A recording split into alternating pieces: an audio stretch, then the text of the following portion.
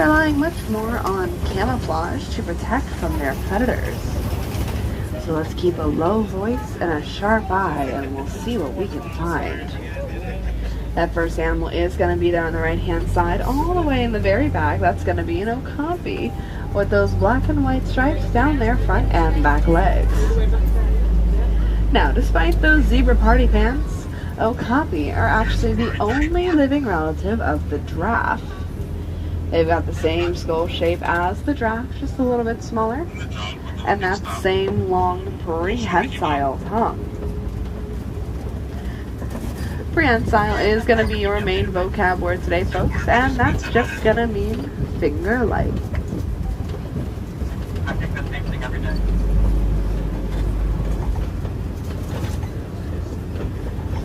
Now, down here in the watering hole on the left-hand side, we are going to be seeing that saddle-billed stork. That very large black and white bird, kind of tucked away behind the bushes here. Now, at their full height, they're going to be about 5 feet tall, and they have a wingspan of about 9 feet wide. That's going to be the width of the canopy up and above your heads today. Saddle-billed storks mate in pairs and for life, so they are usually found pretty close to each other. We are going to see that second one up here on the right-hand side. See if you can find out what color the eyes are. Are they golden yellow or deep brown? The brown is the male and the yellow-eyed is the female. On the left-hand side, all the way out there, is going to be 2 different antelope species, the bongo in the back, that copper animal with horns, as well as the greater kudu, that tan animal with no horns. Now, they both have those vertical white stripes that come down their backs that are their main version of camouflage, mimicking the way that sunlight peeks in through the trees of the forest above them. And our next stop is here in the Safi River. Safi does mean clean, which is how we like to keep it. Most of the animals that live here choose to live in or just around the water for their entire lives. That first animal is going to be there on the right-hand side. The bird in the middle of the island is the pink-backed pelican. They get their name, by the way, you've guessed it, the feathers on their backs and also under their wings turn pink during mating season. They are colonial nesters, nesting in very large groups all together of about 500 pairs or 1,000 individual birds.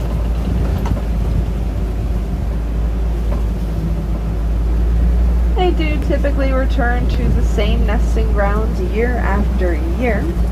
That is usually near cliff sides.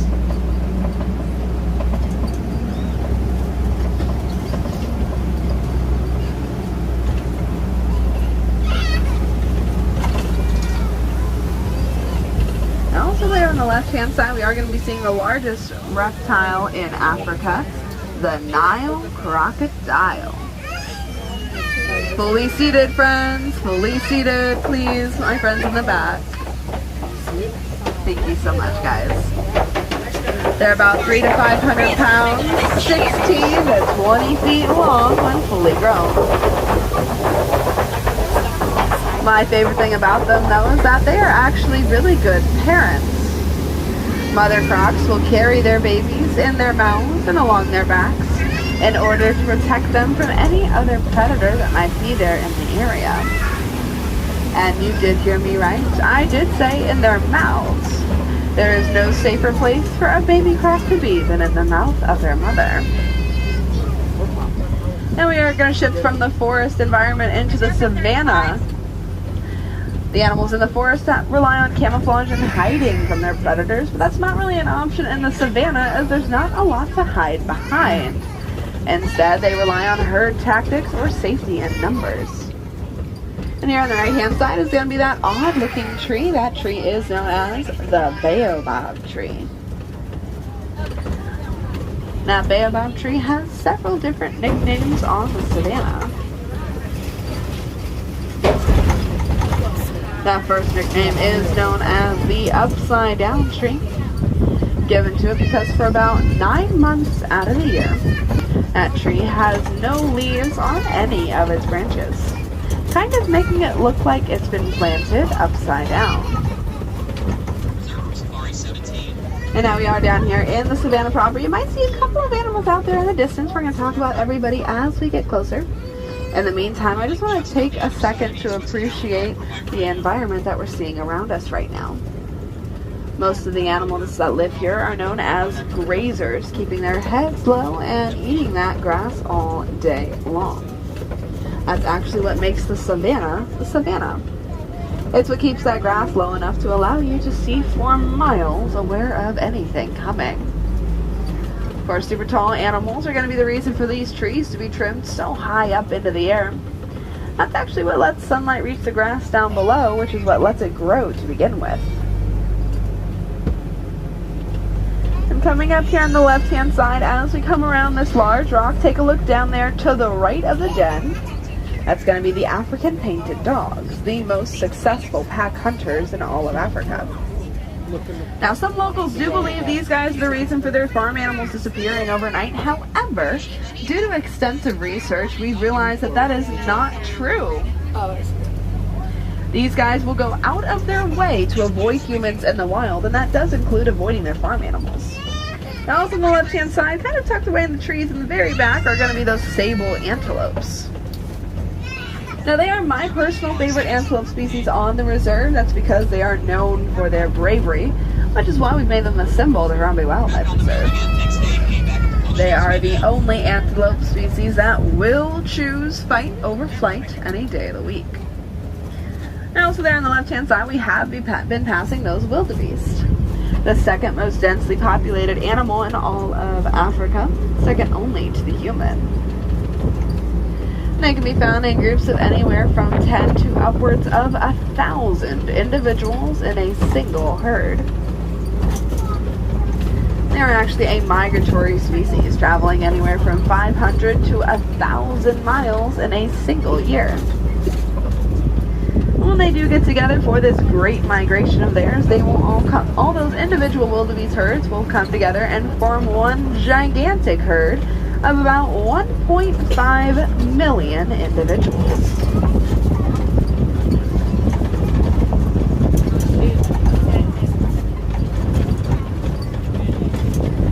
Now, coming up here on the right-hand side, down there on the right next to that metallic bush, those guys are the Ankole cattle.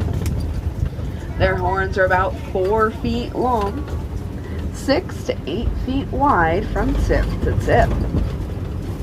Despite looking heavy, they're actually not, made of a very light honeycomb-like structure on the inside that is full of blood vessels. And here on the left-hand side, we are passing several of these springbok, the smallest antelope species here on the reserve. Now, don't let that size fool you. These guys are small but mighty. Springbok can jump about 9 feet straight into the air from a standstill. They can also jump about 13 feet forward, meaning they can clear the entire length of this truck in just about 3 jumps.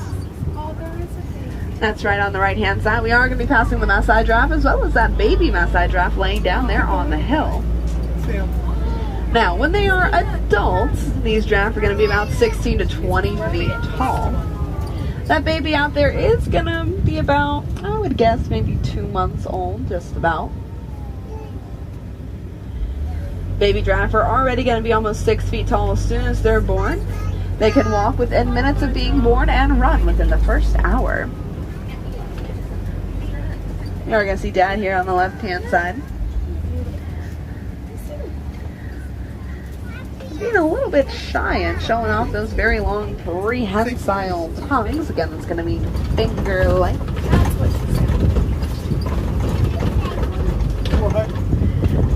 Now, you might have been able to see a couple of these giraffes showing off those purplish blue tongues of theirs.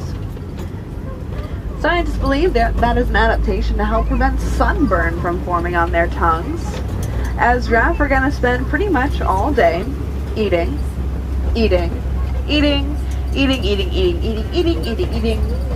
and also eating. I'm not kidding. Giraffes are only going to sleep for about 30 minutes in a single day. That is it. They'll spend the rest of their time eating or moving to where they can eat more. We are passing a couple more of these baobab trees here on the right and left hand side of the vehicle. Now you might have seen all those circular puncture marks in them. Well, that comes from the second nickname that tree has, known as the Tree of Life. Those trees can absorb thousands of gallons of water in them, making them a fantastic alternative water source for these animals out here during the dry season. Animals can walk up to those trees, puncture the bark, or back into their diets. Water is life, and those are the trees of life. Come around this corner here on the left hand side are going to be these greater flamingos. Now I said greater, but greater does not mean better. See the flamingo out there, and they are going to weigh about 9 pounds. Speaking of the largest, on the right hand side we are going to be seeing these elands, the largest antelope species here on the reserve. These guys are about 6 feet tall at the shoulder, and size can be deceptive here. They are still agile despite that large size of theirs. They can jump about 5 to 6 feet straight into the air, once again from that standstill. Imagine them casually clearing your head.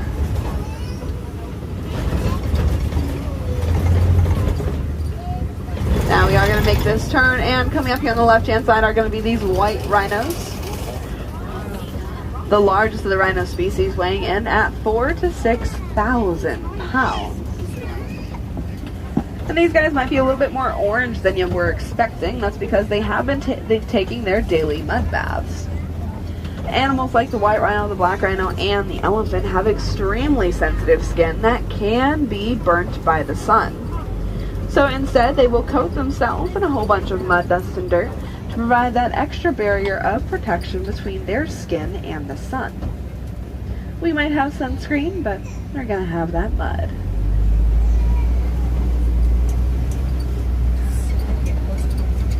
If you look very closely, you can see those flat and wide upper lips that these white rhinos have.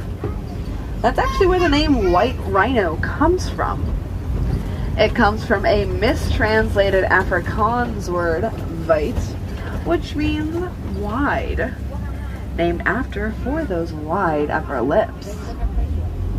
But of course, they said wijd, we heard white, and now they are commonly referred to as the white rhino. But all rhinos. On the left hand side, laying down all the way in the very back, kind of tucked up in the bushes, is a cheetah. You can just barely see that tail flick every so often. Cheetahs are going to be the fastest land animal in the world, running from 0 to 60 miles an hour in just 3 seconds, with top speeds reaching about 70 to 75 miles an hour. Speaking of speed, also here on the left hand side are going to be the ostrich, the fastest land animal in the world on 2 legs. These guys can run at top speeds of about 40 to 43 miles an hour. Ostrich are going to be the largest birds in the world.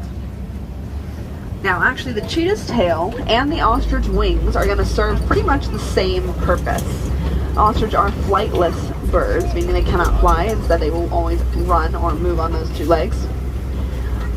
Well, both the ostrich tail the cheetah's tail and the ostrich wings are going to be used as a counterweight while they run to be able to make some very sharp hairpin turns at those high speeds.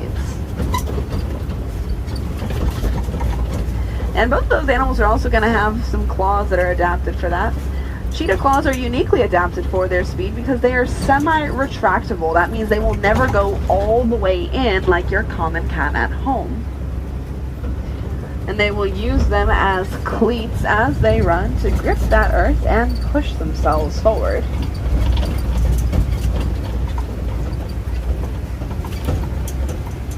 Cheetahs also have those black teardrop markings that come down from their eyes that are their main version of sunglasses. If you've ever seen a professional athlete paint the undersides of their eyes black before a big game, it's that same concept, absorbing that extra light, letting them see much better during the day. On the left hand side, as we come around this corner, are going to be a couple of warthogs kind of tucked up in the back. I do hear people refer to them as Pumbaa most often. However, Pumbaa means foolish in Swahili, which is not the nicest thing to say about them considering how smart they are. We're going to get one last good look at this crash of white rhinos here on the right hand side, which is what a group of rhinos is called, a crash. Now all rhinos have those horns on their faces. Those horns are made of keratin. Medicinal quality to them.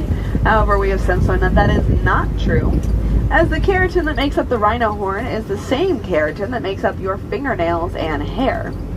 So that would kind of like me putting your hair in some soup and calling it medicine. Not the most effective thing. On the right hand side there, down at the base of that tall grass, are going to be those ostrich eggs. Now, just as ostrich are the largest birds in the world, their eggs are the largest eggs in the world.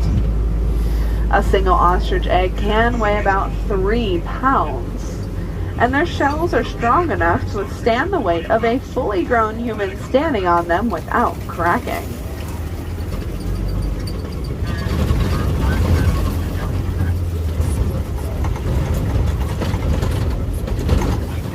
Now we are going to be making a quick pit stop at the Warden's Post, checking up on Warden's new best friends before heading back to the village. And here they are on the left-hand side, everybody. We're going to be saying hello to the Nigerian dwarf goats. Warden decided to participate in a little bit of conservation on his own by deciding to raise these guys over some other animals. They are dairy goats producing a very sweet milk. And they are a fantastic alternative to some other larger farm animals, as they require way less resources and space to raise comfortably. That is a fantastic alternative. One of the biggest reasons for a lot of the animals' population declines is because of habitat loss, things like population fragmentation and deforestation. So conservation is kind of all day, every day, near and far, big and small, and things that you don't always think about. For Warden, that's raising smaller animals. That's a lot easier to manage. For me personally, single day while I'm at work. If I do that for just 1 month, that's about 30 water bottles that I'm not putting out there into the garbage recycle or in nature. If about every single person on this truck decided to remember their reusable water bottles for, again, just 1 month, we're looking at almost 1,200 water bottles that we're not putting out there in the environment. Or you could look into other sustainability products like bamboo, extremely sustainable and highly replenishable, with some species growing up to 2 feet in a single day. Encouraging the use of bamboo means lessening the demand of tree products, saving those animals from deforestation. Or for any young ones you want a little more hands-on, think about creating a pollinator garden in your own backyard. Looking up what local species of pollinators and butterflies live in your area and just planting a couple of their favorite plants. All of those things are beautiful examples of conservation. Now, if I have any wilderness explorers on board, you are riding the Simba 1, that is Simba 1. And Wilderness Explorers is a fantastic program to both explore the park at large, as well as discover so many awesome conservation methods to do from home. I still do that program on my days off as well. I enjoy it very much. Now, if you guys enjoyed my safari, again, my name was Ray, that is R-A-E. However, if you did not, my name was Jim Bob. And in the village, everybody, we don't like to say goodbye. Goodbye is just too final, too sad. Instead, we say kwaherini, which means to go well.